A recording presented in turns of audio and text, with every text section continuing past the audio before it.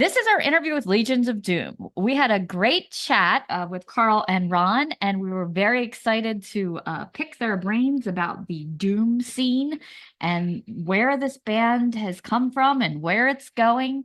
And I love this tribute to Eric, and I'm glad that they're going to continue. So check it out. We had 19 questions about lead foot. Why don't we start off with I guess this discovery of Eric's files, like who discovered them and how when did it happen? Like I guess that's a good place to start. Basically I thought he had a file book with him when we were on tour. And when he passed away, I went to go get his stuff from the crematorium. I had to get it was a really tripped out situation. The family had to pay it because they wanted just the family to come in, but they wanted me to get his personal stuff from the crematorium, which was really messed up. His backpack and that book and his crosses and his cell phone. But that book just had lyrics for the tour, so it didn't have anything for the records. I was like, damn, So it was like I didn't think we were gonna have these lyrics. So I almost gave up on the whole thing. Then when we were going to do the memorial show, the first person I called was Karl to see if he was interested in jamming with us, right? So it was after that. We were already going to do the memorial show, but really weren't thinking about the record. But then Eric's son got hold of me because he had the phone and the computer without passwords, and they found a password and got onto the computer. And Eric set up a folder for New Skull records. So it was already all the lyrics all the songs we worked on, and his son's like, hey, I got it for you, and sent me all the lyrics. So I'm like going, wow, we could actually work on this and do this. It was like, okay, it was like meant to happen. We got to finish this record, Yeah. Sometimes you got to grab a young person for that kind of shit, Absolutely. Yeah. I wouldn't have been able to do it. I'm sure Eric wouldn't have been able to do it. So I like the concept of how you kind of went with a rebirth. It wasn't just, Skull 3, it's now Legions of Doom. Right. Well, it's because it is actually the Skull's third record. We're going to call it Skull 3, but it's not the Skull anymore. So it's like, I'm like, okay, I decided we'll just call the record Skull 3 because that's what it was going to be anyway. But it's being performed by Legions of Doom. That's the new band, all the new, Karl and Scott and Scott and Henry, all of us, we're Legions of Doom now. We're not the Skull. So it's like, that's why I said, okay, this is Legion of Doom performing the Skull 3. And the record company was totally confused, but most people were. So was I, but I just wanted to call the record the Skull, which would have confused people more, but they're like, no. Yeah. I do love on the cover art, you kind of have that little Red Riding Hood figure at the grave of the skull. So if you were confused at all, that kind of clears it up. Yeah. That was a single. So we got that artwork from this guy online, which I couldn't believe it. I'm like, this is perfect.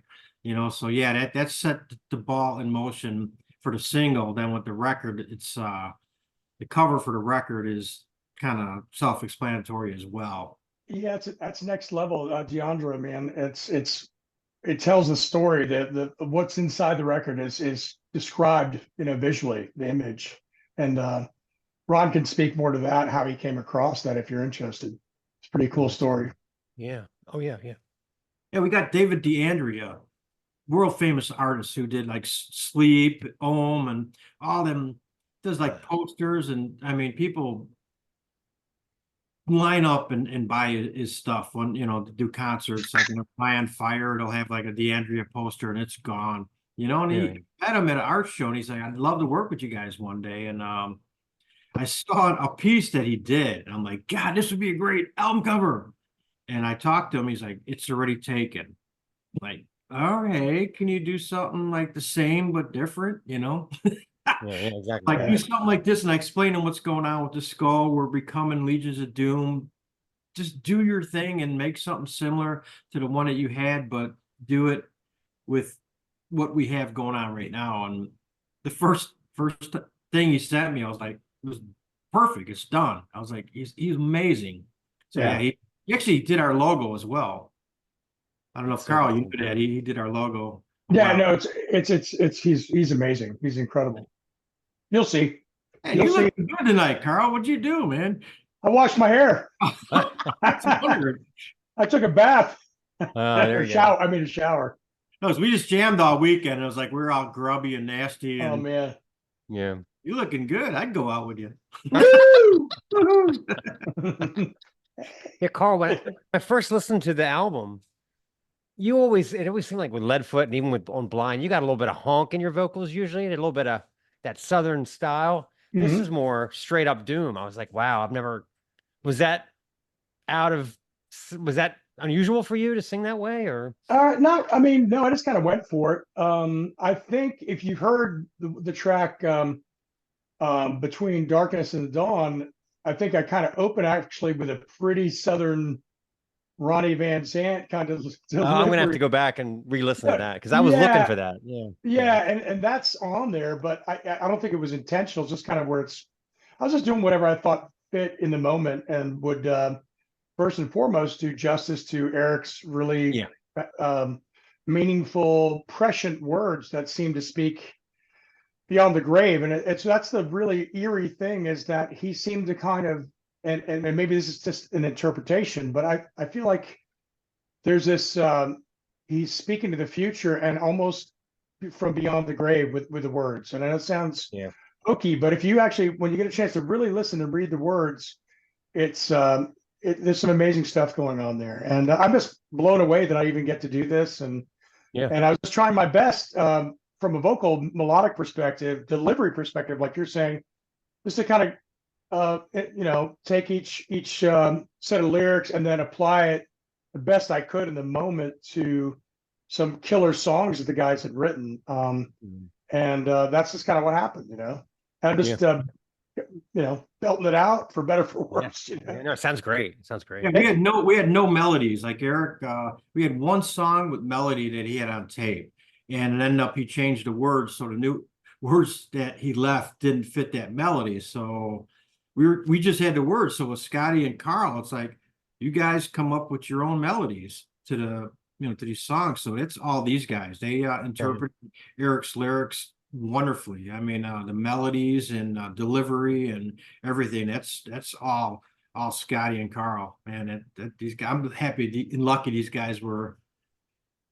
How'd you guys decide like who would sing what song? Like, oh, that was me. All Ron's fault.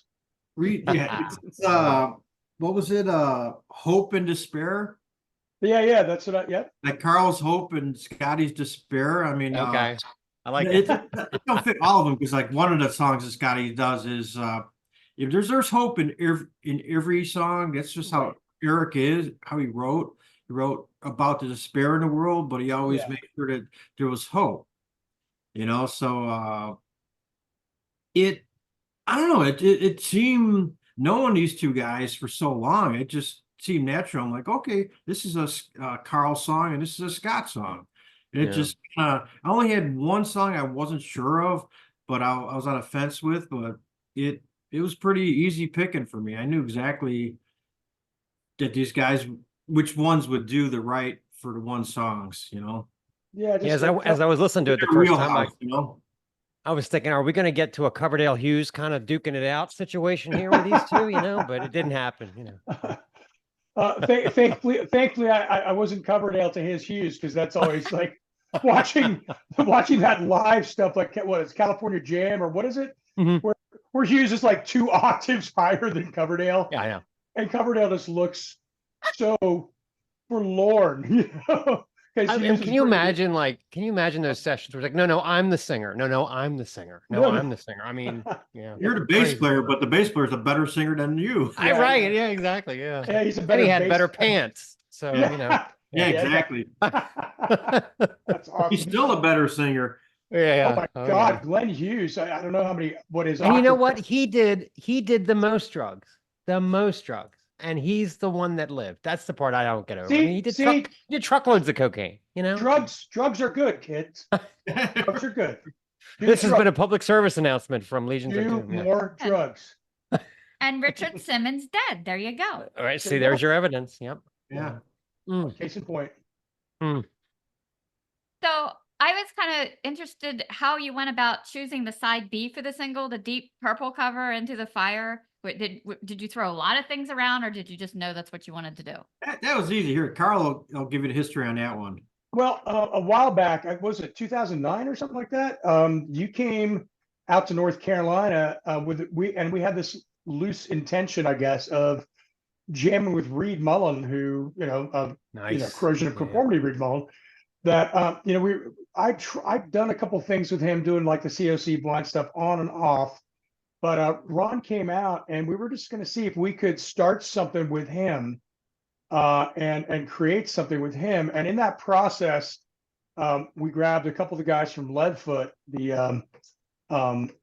We grabbed Scott Little, who happens to be also now in Legions of Doom, Right. and T.R. Gwynn, and they joined on guitar when Ron played bass, and then Reed on drums. And we're just, hey man, let's just do Into the Fire, because it's one of the songs I'd always wanted to do, going way back. I love Deep Purple, and that is just incredibly kind of stripped down, mean kind of song, badass song. If you know it, you know it.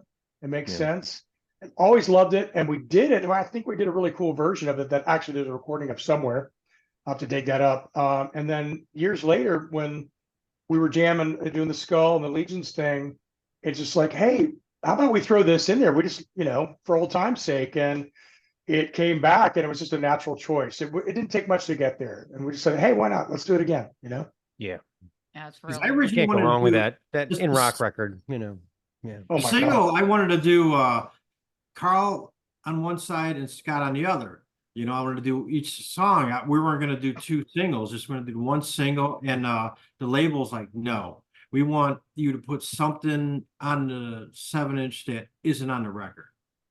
And then the only thing recorded extra was the Purple song. So I'm like, well, okay, that's a perfect B-side. It's not on the record. So All Good Things was the first choice of the single, so it just came out that way. And the song A Voice of Reason just became a digital release, which we just released that last week. So that was pretty much the label saying, nope, this is what we're gonna do. So we kind of got outvoted on that one. I'm glad we recorded Into the Fire. It came out great. Yeah, man. Kind of in the band, a lot of times, like Mark was saying, like egos or stuff will get in the way, but that doesn't seem like it happens with you guys. Like you could tell on the video that, you really do get along well together. Who kind of brings what personality to the band? Is there like a leader, or is it just kind of together? Is there like a mom or dad figure? Goofball, Goofball. Well, there's Uncle Ron, obviously. Fearless leader, Uncle Ron. Captain Ron. I'm just kidding. Not Uncle. Captain Ron. I'm the sleazy uncle now. Karl. But no, I think Ron is obviously the center of the core of this whole thing. And I've known him for decades, going back to the COC and Trouble days and hanging out. And we've always been brothers from another mother, man. We hit it off right away. And I know Ron's, been jamming with Lothar doing the Skull thing forever. So they obviously have a chemistry there that's undeniable in their songwriting and friendship. And they've been, stayed the course in spite of incredibly difficult odds. And, here we are. Henry's the goofball. He's the one who tries to keep things light by he imitates everybody he ever met. The voices. I mean, he'll do Eric, and also next thing you know, he's doing Kirk from Crowbar or Bobby Lee Lang, and it just he just does he's fucking good at it. Voices, and it just he especially on the long rides and stuff, he really is entertaining, and the jokes, and we all got our own little personalities, and we've all known each other for a long time and all worked together. So Ron has known Scott Little for years, going way back too. From Leadfoot and me jamming with Scott Little since 1999, so on and off. So he's known him for years too, and he was a natural choice when the slot came open, for another guitar player. And in fact, Ron was like, "Hey, what's Scott doing?" I'm like, "Man, I think he's into this, man. Let's do it." So we're just all family. We were all old friends, and get together, and it's pretty damn easy, man. There's no serious personality conflicts. Just like That's great. we have a mission. We love this music, and beyond even this album, we're super excited to write the next one. Absolutely. Well, I mean, you guys have been doing this for a long time. What are some of the things about making an album now that are good, bad, and different compared to back in the day? Are there processes that you still have to do a certain way? Like even, like some people want to handwrite stuff. The process is a lot easier. There's not as much pressure because like the labels were always holding the money in front of you, and you had to then hire a producer, and you had to do everything like according to their schedule. Now where people can record in their houses, and you can do it on your own time, where not everybody has to be there, where you can get like the rhythms done. Like we're at Steve Albini's Electric Audio. We recorded the rhythms. There was just the three of us, just me, Henry, and Lothar. And then the rest of the guys came in one at a time. And Lothar did a bunch of his stuff at his home studio. And it's a lot less pressure. You can get things done for a reasonable price now. It's not way expensive. And one cool thing is about the LPs coming back. To get a good sounding LP, it's about 20 minutes a side. So you notice all old records, it's like they don't get that much more than 20, maybe 24 minutes at the most on a side. Otherwise, it starts getting funky sounding. Right. But then when CDs came into the picture, that's when things started getting longer, and you had to have more songs. You had to like have an hour worth of material. So now it's back to the CDs are dying out, and it's LPs again. So you're actually doing records again. So you can do 20 minutes a side, and it's less songs. So you can do 8 songs, 9 songs, and have your record. You can even do like 7, or 3 if you're a doom band. Yeah, right, exactly. Yeah. So you take that C90 cassette, 45 minutes aside, put that album on one side, and the album on the other, man. Those were the days. Yeah. My favorite cassette was the Slayer Rain and Blood, where just boom, boom, kept playing this album over and over. It's like, this is amazing. It was so cool. Zero fat. Yeah. Exactly. Yeah. Well, speaking of that, like, so the early 80s, mid 80s, it was Trouble and Vitus for me. And was there any competition between those two bands back then? Because you guys were like the alpha and the omega of American Doom, With Vitus and Trouble? Between Vitus and Trouble, yeah. No, we all were friends. We did a couple shows together. I was really, really close with Chandler for years. Okay.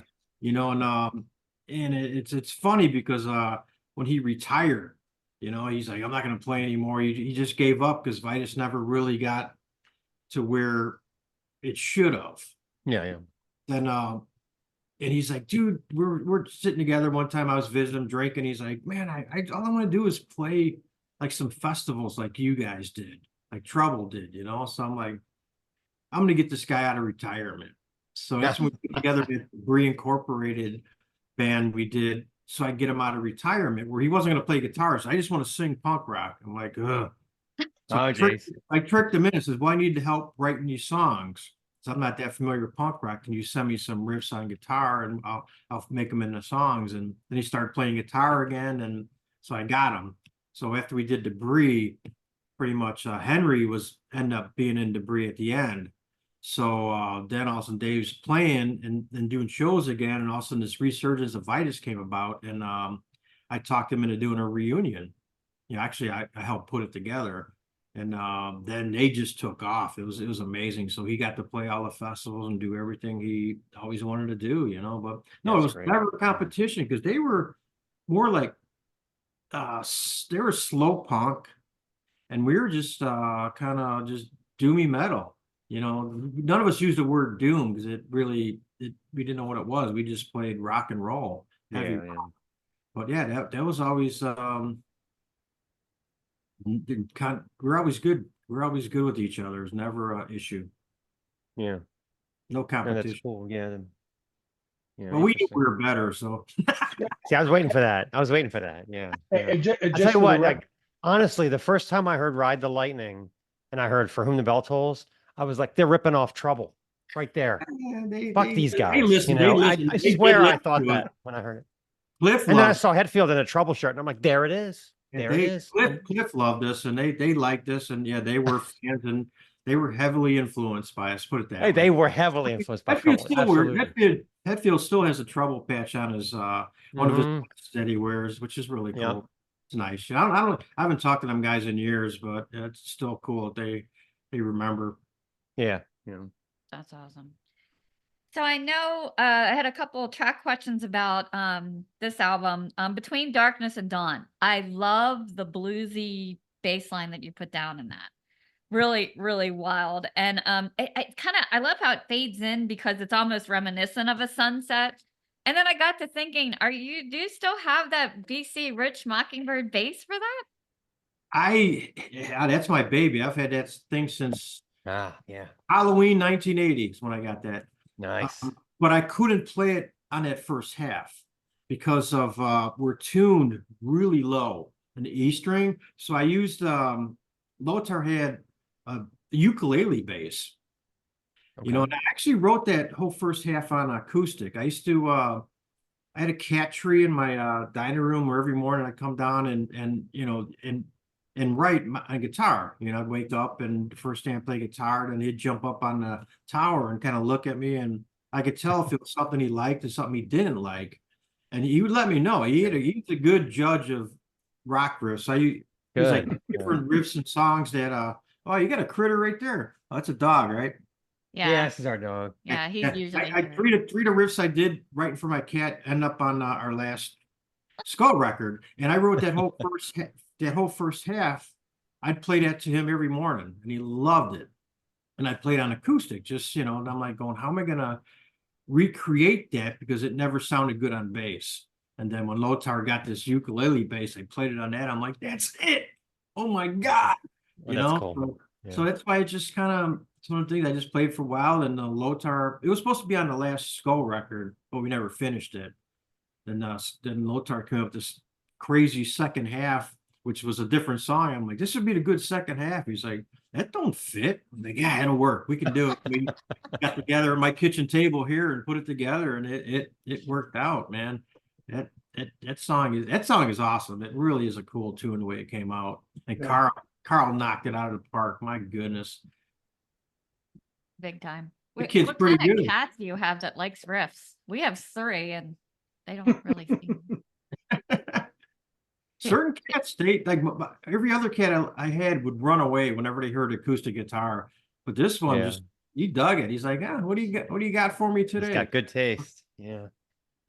He let me know when he didn't like it. That's for sure. So was it an eerie feeling hearing Eric's vocals when you were doing the song Heaven? Did it like feel like he was there? Like that had to be kind of creepy. Dude, I get goosebumps right now thinking about it. Yeah, It was yeah. pretty creepy.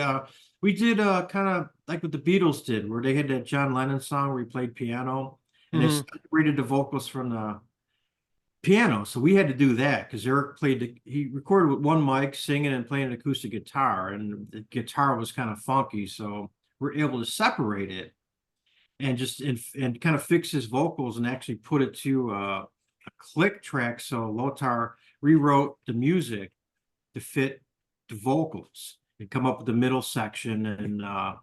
And yeah, when we had to record, we had to hear because Eric's voice was on there. So Yeah. singing while we're playing, and oh man, it really was trippy and hard. And Yeah, I'll bet. I couldn't do it. It took me a while. Everybody else did their parts. I did mine last. And you could tell the emotions came out because I overplayed on that.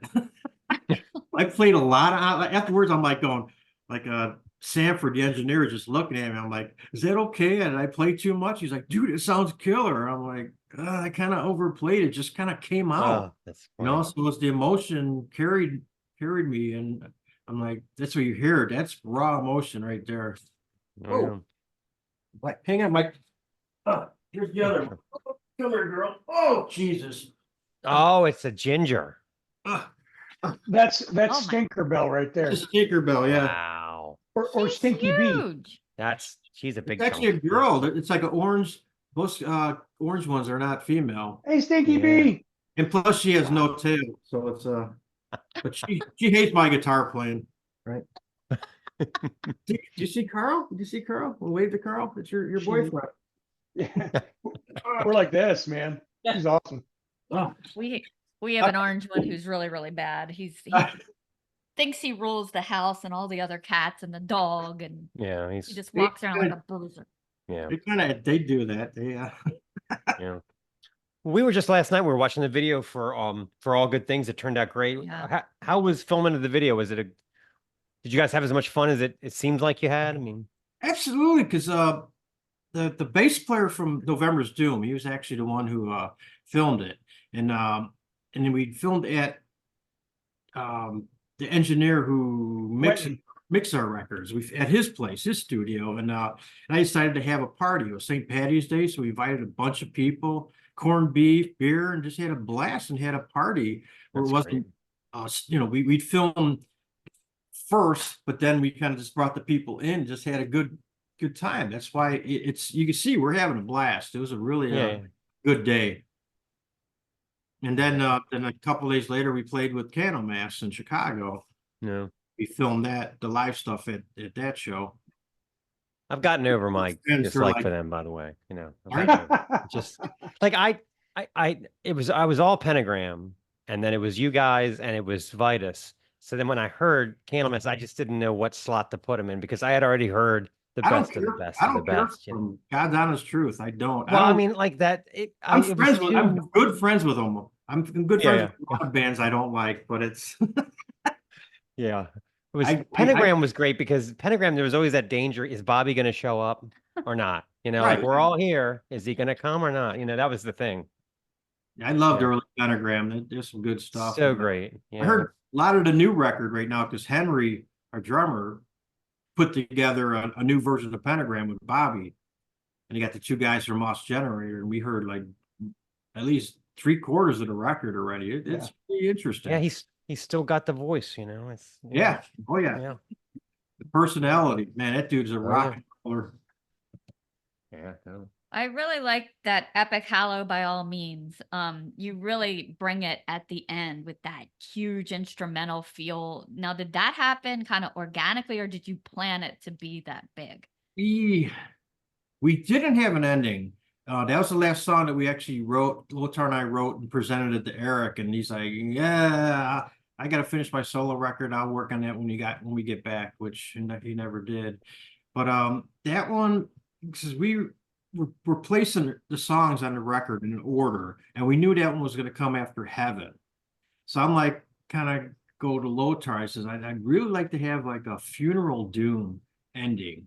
Because he had in his mind, he's a virtuoso. He had like, all these different part harmonies and stuff like that. And so that was his baby. I said, I just make it into like a funeral dirge, a Funeral Doom song, because it's a send off to Eric. It's like Heaven was like the wake, and the next song is like the funeral. Like that's why it starts off like a funeral procession. You got the church bells, and Yeah.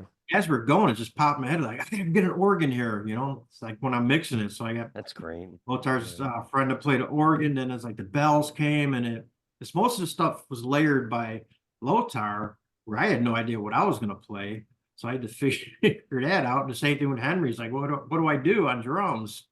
And so we just start off slow and just go nuts. And so yeah, that came about in the studio mainly. But yeah, it's pretty organic how it went. Yeah, I thought it was a perfect end to the album. It just Thank you. builds and builds and swells, and wow. It's our send saw off brother, I looked over. You got. It looks like you guys got a handful of dates for end of September.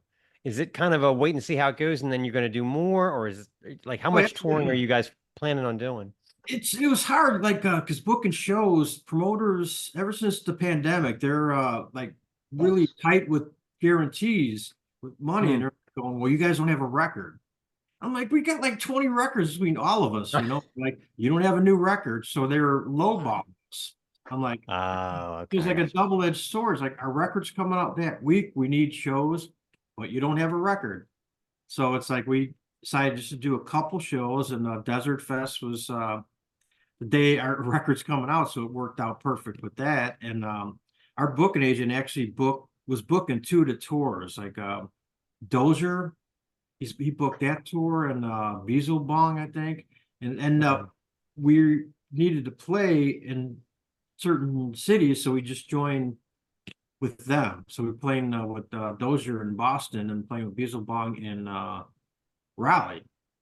And then we get to Austin the following week. It's with Beelzebub and that tour and package again and Bongzilla. So it worked out good. So we're playing. It's all like festival shows that we're playing in Chicago in November. But yeah, it's I needed to talk with my booking agent this week and just see what kind of ideas they have, actually European and here. But yeah, we're kind of wait and see. We wanted to get Wait and see, yeah. record out, just get the boom and the word out there, and then it should come. They should start coming to us. Yeah. We want to play. We want to get this out there. We want to play to everybody. Yeah, I mean, set list wise, I'm sure you're playing a lot of the new album, but I would like to hear Buried at Sea and The Tempter in the same show if possible. We've actually done the Tempter with me doing the Straight Skull set. Yeah, That's we great. the Tempter. Yeah, actually at the Hammer, what was it, Hand of Doom festival in Europe that time, I sang the Tempter along with your favorite guy from Candlemass. Yeah. Joe, and then also Scott Riegers came out, so, and it was pretty damn cool. But Oh, that does sound cool. Yeah, absolutely. But that was the last time unfortunately we're going to do Tempter because that era went out with Eric. So I'm just the only trouble stuff I'm going to play is stuff that I played on, because there's trouble still exists, and it's like me playing trouble songs that wasn't on is kind of weird. Yeah, no, understood. We got rid of the old Skull logo and kept the new one. We're still going to play a Skull show here once in a while, but yeah, Tempter is out. But I've talked with Riegers about Burial at Sea. Yeah. I want to play it, and so does he. So that I think is going to be one of the ones we add probably awesome. next year. But so there are a couple other ones by Vitus as well, but that's at Ron's discretion to mention. But and Ron, tell me about this is the questions I wanted to get to. So tell me about, you were there for the Rick Rubin sessions on that self-titled. Oh yeah. What was that? What was that like? I mean, what the making of that record? I mean, it was different than anything you had done, I mean, we recorded it in Sound City for one thing, walking in there and it's like, whoa, And then with Rick Rubin, the whole thing was just like, this is insane. This is, we finally made it, and well, we had the record how we thought it was supposed to be, the first Trouble record. And we at rehearsals, pre-production, we played the whole thing for him, and Rubin was like, no, I need you to change, and just ripped apart every song. Wow. And he changed all of this. We're like, so over the course of the weekend, we were set to go in the studio, I think on Monday. So he said, you guys are going to fix this record over the weekend. So what happened was me, Eric, and Rick, we went to San Francisco to go get drunk with Metallica and let Bruce Franklin fix the record. Oh, nice. So that's seriously what happened. He's the one who made it happen. And we came back, we're like, whoa, this is cool. Went over everything, and that's pretty much how that came about. That's why it's so organic, because it kind of recreated something different than what we had. He made us write better and made us made like shorter songs and better songs, and learned a lot about producing from him. Yeah. It was just I went back this week because I knew I was going to be talking to you. I listened to Run to the Light, and then I listened to that, and there's a lot of cowbell on that fucking record. A lot. Yeah, that's was he going, I want more cowbell, because it sounds like it. I mean, That's funny because we're playing the two songs with cowbell in Legions of Doom. Pretty funny. So Henry's got the big cowbell in the front, but no, Barry, it just happened, them songs just needed cowbell, them parts. Yeah, like Psychotic Reaction. Yeah, it's great.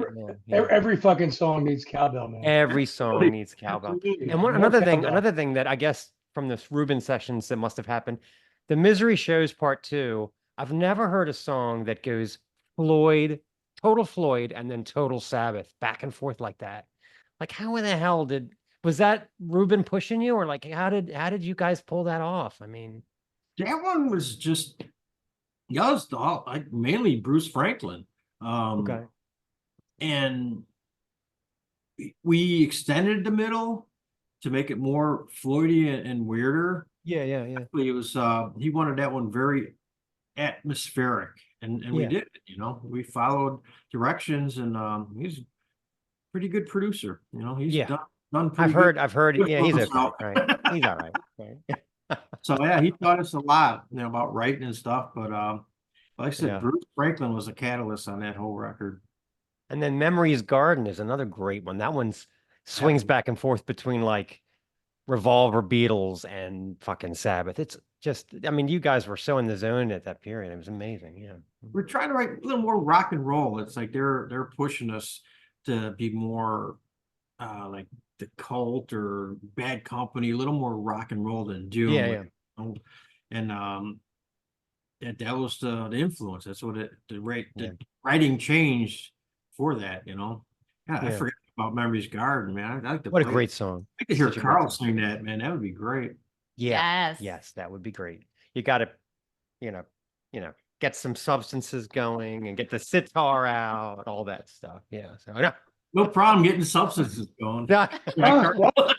Well, Carl, for you, Carl. All right. So all right. So the what led up to Blind? So you got basically these hardcore records that they did ahead of time.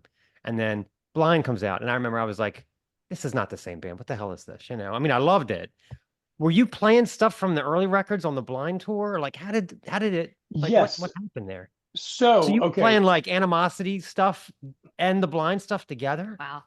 Well, kind of, sort of, yeah. So, I saw them 1984 when I was up in Connecticut. My band Seizure back in the day in the hardcore scene up there, and also hanging out in New York City and Jersey and stuff. I went to see them again over and over whenever they came in the kind of tri-state area up there, and including in 1985, my band opened up for them on the Animosity tour one time. And Reed, especially, but the guys were really accessible and cool guys. And Reed was one of those guys who he'd trade addresses and do the pen pal thing back in the olden days, Right, in the before times. And Yeah, before. so we were just like all really friendly and it kept contact. And then I heard through the grapevine, I'd been in a couple bands. I was in School of Violence on Death Metal Blade, just like they were on Death Metal Blade. 88, 87, 88, and then saw an ad in the Village Voice back when they used to have newspapers in the classified section saying they were looking for a cross between HR, Ian Gillan, and James Hetfield. And I was like, Wow. singer wanted. I was like, well, I fucking love all of those guys. And I don't know if I'm worthy, but I really like those. So we had mutual friends. I checked in with them and they said, yeah, this is legit. It's not bullshit. And, they reached out and we were all on the same wavelength. I was at that time, before even joining them, I was coming out of my hardcore band. I obviously jumped into a band that sounded more like Motorhead. And then I was all into, I came out of the Discharge and Crucifix camp and Right.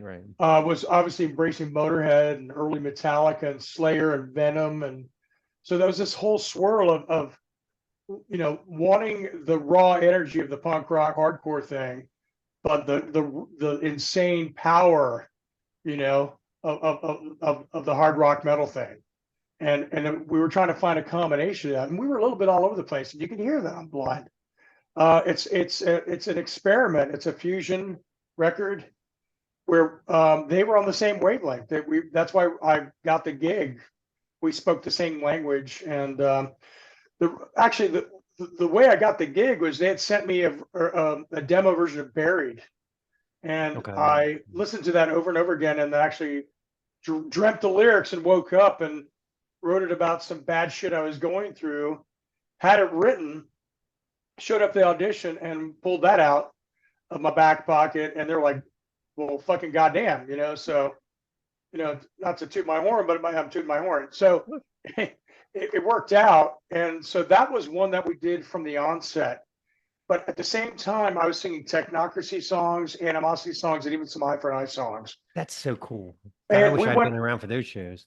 Well, case in point, we did my second, third, fourth, and fifth shows were opening up the original lineup of Bad Brains, and then we did a bunch of gigs. But the one that came around in summer of '90 was us going out with Danzig and Soundgarden for Oh, wow. 6 weeks from LA to Boston. And Wow. Danzig was doing Lucifuge 2. Hmm. Soundgarden was doing Louder Than Love. And we didn't have a record out. We were just doing a couple of the precursors to the Blind album and a bunch of the old shit. But, we were just figuring it out and field testing stuff. And then, there was stuff in the works and we, as we went, it came to pass that we had all these songs. And it was a mixture of Phil Swisher's nod. Phil Swisher was the real rock and roll guy, actually. And Mike wasn't pushed out of the band. He had left like over a year and a half earlier, before I joined. And so Phil was there. He had jumped on bass, and he was the guy who showed up being a Deep Purple, Sabbath, rock and roll guy, even though he came out of the hardcore scene. And then Reed was this insane technician on drums. I saw him on that tour where they had some creepy, weird singer, but Phil was on bass. It's some weird singer with glasses. I remember it was like, who's Simon this? Bob? Was that? Simon Bob Sinister? Yeah. Simon Bob, yeah. That's where I met COC, and they were parked out front, and I ended up drinking a case of beer with Woody. So we got off together right away. But that's awesome. They played right down the street from the house, probably 4 blocks from here. It was bizarre. I got Deliverance the day it came out, and I called my buddy that I went to shows with, and I go, Carl's not on this fucking record. And he goes, dude, I'm at work. Okay, so I'm like, all right, priorities. Okay, priorities. I got so a story that not everybody knows, some people know, is Karl was on that record. I recorded. So when we were looking for a new studio, and we were ready to do the album, and did the next album, and our buddy Billy Corgan from Smashing Pumpkins, who was the biggest Blind fan on the planet, back then said, hey, I'm recording this album down in Vinings, Georgia, Triclops, this incredible studio with Butch Vig, the Siamese Dream album. That's what wasn't out yet. He was recording it. Said, you should be recording here. I love Blind. I think you should do it here. So we went down there to check out the studio, and we're like, okay, let's do it there. Cool. Great. So we got the funds and went down there, and I was there for 5 weeks recording that album, and got fired by the producer of the studio. Oh my God. So there's a version, I mean, whatever. That was a long time ago, but shit happens. There was other forces at work. It is what it is. But there's a version of me of singing that album, a very different version. But that basically left the planet with Reed Mullen. I think Reed had the cassette, and no one knows where it is. Really? So, yeah. I was incensed. So, Well, thank you. Thank you for. Well, but then you had Leadfoot, and that first Leadfoot album is one of my favorites. But I'll just say this: it is what it is. I'm not walking around with it was shitty at the time. It was a bad divorce, but how many bands have fucking been there? I'm not the only one. It is what it is. I'm friends with those guys. I mean, Reed's no longer here, and he came back, and we made up 8 years later, basically. And he said, "Hey, let's do some COC Blind stuff once in a while," and we did, and that was really awesome. And we got to do that before he passed. That's great. Fuck it. But I had Leadfoot. Well, Phil said, "You know what? I don't want to be in this band without you." He quit. He walked away from COC, and then we signed a Roadrunner, and there was 3 Leadfoot albums, and everyone was based on a greater, more difficult hurdle that we would face. We were kind of cursed, like every time we went to do a record, there would be some fucking weird problem that would come out of fucking nowhere. Oh my God. And fuck it up. The first album actually came out in Europe, was released by Roadrunner in Europe, and it was received like 5 stars, 4.5 stars. The worst. It is 5 stars. Yes. Well, thank you. And then at 4 stars, and we had this like big budget. Went out to Grandmaster in Hollywood, recorded where Foo Fighters had Color in the Shape, and Tool did Undertow, and like No Doubt recorded there. It was like a famous studio that Yeah. Stevie Wonder used to record at. So Wow. we went cranked this thing out we were there for 5 weeks, 6 weeks. Did the thing, and we had Motorhead's management. We were going to be on Ozfest. We were Oh, nice. like Metallica's booking agent for Europe. It was like, it was crazy. And then Roadrunner decided they weren't going to do. We were too rock and roll. They were going to focus on new metal, and they said, "Sorry, guys." God. And so it never came out in the U.S. And then the drummer and the rhythm guitarist quit, and then we had to kind of reinvent ourselves. So Yeah. each next following album is for next, pennies comparatively, and then we had a couple lineup changes. But we used to blaze through Europe, and we had some great tours over there, 99 and 2000 and all that. So Yeah. but it just wasn't meant to be. I still reserve the right to do a Leadfoot show every once in a while. I'm still friends with everybody. Oh, cool. Yeah. And the guitar player Graham Fry, who was my co-writer and everything. We have another band called Lie Heavy that signed to Heavy Psych Sounds, and we still write and jam, and he's awesome. So we're still doing that. So, and then of course Scott Little from Leadfoot is now Right. in Legions of Doom. In Legions of Doom. Yep. Yeah, it's We're fucking. we're probably going to play one or two Leadfoot's songs eventually. He promised me. He promised me. Talk to your drummer.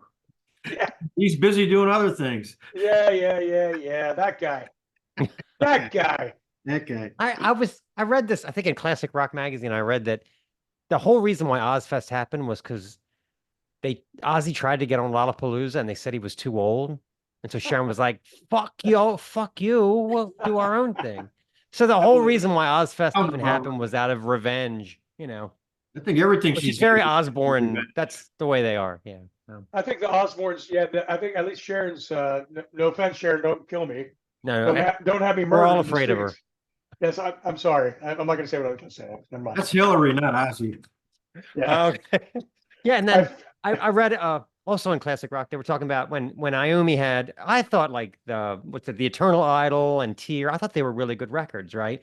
Every town they went in, Sharon made sure Ozzy was playing the same town the same night so that nobody would go see Sabbath. I mean, still the fires were still burning, It's like what, like 8 years after he got kicked out of Sabbath, and they're still pissed off, It's crazy. I love that rock folklore shit, You don't mess with Sharon. No. We're all afraid of her. I worship Sharon. Sharon is the goddess. Please don't destroy our careers. Yeah. Yes. So, All right, should we do our game? yeah, let's do our game. All right. So we have a game on the show. It's called Random Questions with Stace. That's me. So normally, if it's one person, we do 5. But since it's 2-person, we'll have each of you pick 3 numbers somewhere between 1 and 100 to answer 3 random questions. 73. Okay. 2 more.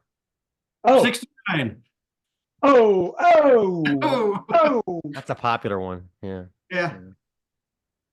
Well, I gotta go for 13 then. And I'm going 13. 12. 12. Okay. 1 more each. 99. 9. 1. 1. Okay. All right. We'll start with Karl. He picked 73. Would you rather vacuum the house or mow the lawn? I don't have a lawn, so I guess I'm vacuuming the house. That's the easy one. Yeah. Yeah, that I kind of do, but Got a yard. You can mow the weeds. mow the weeds. Mow the weeds. All right, number 13. What is the oddest gift you have ever received? Oh God. That I don't know. I screwed myself on this one. A promise that wasn't kept? I don't know. Oh. Oh my. Oh yeah, that's a bad one. Yeah, my brother like buys my parent like for Christmas or their birthdays and stuff. My brother like tries to get them nice gifts and he'll like spend a lot of money. and I don't try at all. Like I'll grab something at a gas station on the way there, and they always rave about my gifts, and it drives them Yes, crazy. yes. Like last year, he bought them some Disney tea set that was themed on Beauty and the Beast. It probably was a couple $100, right? I found a Richard Simmons chia pet that grows the hair out. Awesome. Dude, And awesome. they raved about it. And he was like, well, he's trying to show them about the tea set. And they're going, well, did you see what Mark got us? Take a look at what I love it. I love it. It's like the greatest. So The awesome. less effort I spend, the more they rave about it. So That's anyway. awesome. And Karl, your last one is 99. How would your parents describe your personality? Oh, bubbly. No, I don't know. Bubbly. I'm not Come the. meet I'm my not. bubbly son. They wouldn't say I'm the smart one. My sisters are the smart ones. Oh, No, that's funny. let's go with I like bubbly. bubbly. He's very bubbly. What's this band called? Legions of Doom. He's bubbly. Okay. Yeah. My goodness. Uh, Right, Ron. I- Number 69. What are your feelings about taxidermy? Oh, well, look considering behind you. we probably got 150 pieces in our house. okay. Yeah. If you want to look at the goat. All up- right. I like it. Do you Yeah. do them yourself? No. Okay. Basically, my wife and I, we collect antique taxidermy. I'm not into fresh taxidermy, like killing something to do it. It's like basically Yeah. we're rescuing something that did get killed and got taxidermied, but is sitting unwanted in the back of a antique place with dust and stuff. So we would collect. Right. We found a bunch of them in garbage that people get. So we got I love it. I mean, we got a lion in the front. That's cool. A lion. We got a baby zebra. We got a couple monkeys. Two-headed kitten. Oh my God. Yeah, it's a Walter Potter piece. So yeah, you hit the right question on that one. That's a good one. Yeah. It's kind of I unbelievable. think I must like taxidermy. I don't like fresh taxidermy. I don't like them killing animals to do it, but I respect and honor the animals by giving them a place to exist with all their other buddies that we found, and we name them all, and they're all our children. That's very Who's cool. throwing out I'll a just baby say, lion? say Casa Holzner is the coolest house I've ever been inside of ever, and that's only a fraction of that. It's just rad. It's incredible. There's this taxidermy shop up the road from us, and one of their crown jewels is a giraffe's neck with the full head. Well, I've And I'm seen. thinking, I don't think our studs could handle this weight. I mean, like Amazing. how much does that weigh? Like Alrighty. So we're up to number 12. No. Yeah. Yes. yeah, 12. Who would you dress up as at a comic convention? Oh man, Fat Thor. Really? No, ever since seeing him in all the superheroes, all in shape and bodies, and you finally get to see Right. a superhero that's fat and out of shape, playing video games and drinking beer. It was really Yeah. a moment. But Fat Thor. They're calling him what, Big Lebowski or whatever. yeah, I guess It's funny. that was just the first one that came to mind. 'Cause it's easy. I love Thor. Yeah. Absolutely. All right. And number 1, what is the most vivid dream that you have ever had? Ooh, Was it about me? I get some good ones every couple times a week. I get some crazy ones, but man, I think about this be something recent. I Was can't it? think of anything anymore right now. Goodness, how many times drinking with buddies and just I can't even think of one right now. I had some good ones this morning and I don't remember. I got a very short-term memory. So Yeah. I kind of like to get rid of the nightmares and the weird stuff like that. So I just move on in my day. But I have some good ones. I mean, I I used to have the Godzilla ones where he's chasing me, Oh, God. Oh, that's cool. or tornadoes. Those are another one. That's usually like the traumatic parts of my life, which I read a book about dreams and stuff like that. Now the tornado ones is usually you got weird stuff going on, but those are the ones that just wake up like, goodness, man. Yeah. You know? But yeah, tornadoes and Godzilla, those are the ones that Yeah. chase There's me. some crazy ones. I'm always waiting table somewhere with some impossible situation where I have to walk through a waist dip pool with food on a tray and try to get it Oh, to this table, and man. I can't get there. Yeah. Sounds legit to me. Come on, Yeah. Yeah. we're I think waiting. We're From like waiting.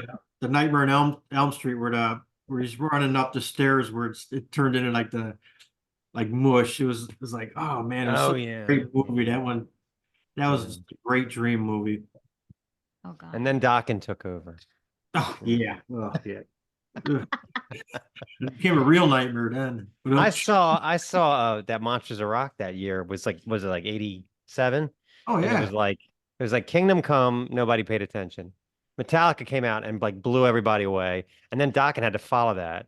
And Yeah. they had like the disco outfits and the high Wow. tops.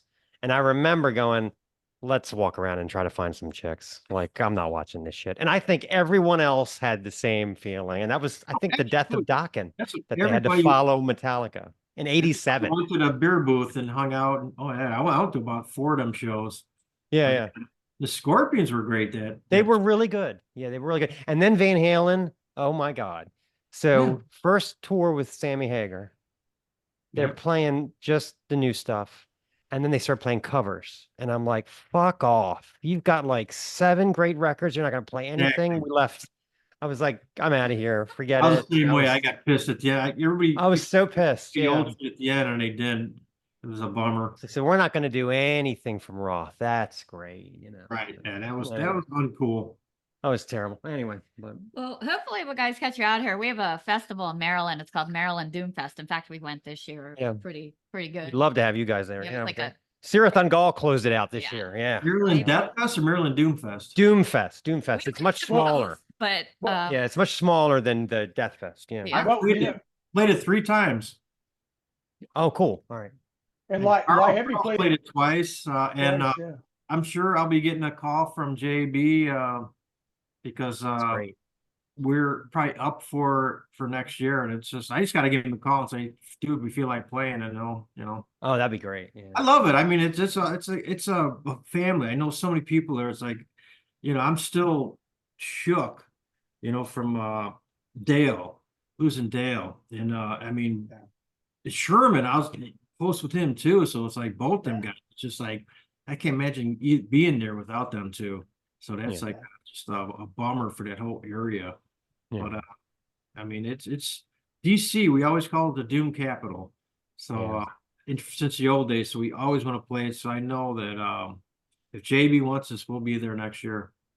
that's awesome. That's great. Yeah. I might try to Love it. talk into letting the Skull play one night and Legion of Doom play another night, because we've been doing that That'd be great. in Chicago. So it's like 2 completely different sets, which would be fun. I could hang out the weekend and have a good time.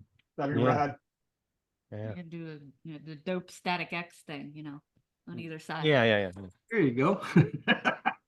Well, thank you guys for doing this and answering all my questions I've had for the last 25 years. Man, thank you. Then yeah.